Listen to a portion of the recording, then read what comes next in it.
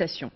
Une lourde page judiciaire maintenant, à commencer par l'affaire du sang contaminé. La Cour de cassation a prononcé aujourd'hui un non-lieu général dans le volet non ministériel. C'est donc terminé pour cette affaire. Un terme définitif, une décision que les familles des victimes ont beaucoup de mal à accepter. Elles ont crié leur indignation au palais de justice aujourd'hui. Clément Weirenal, Nathalie Berthier. Depuis plus de 15 ans, ils espéraient ce troisième procès du sang contaminé.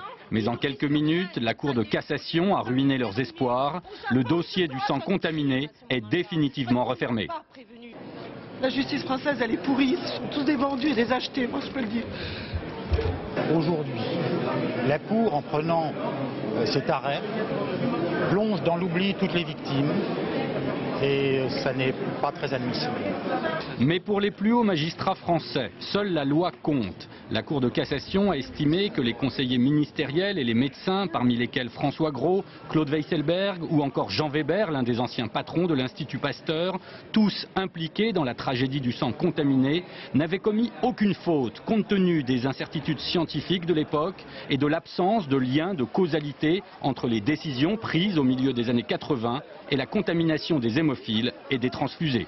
C'est la fin d'un calvaire de tous ces mises en examen qui, pendant près de 20 ans, se sont fait accuser du pire crime, du crime de complicité, d'empoisonnement, c'est-à-dire le crime le plus horrible, alors que la plupart d'entre eux, tous, avaient consacré leur vie à leur dévouement, à la science et à la guérison des malades.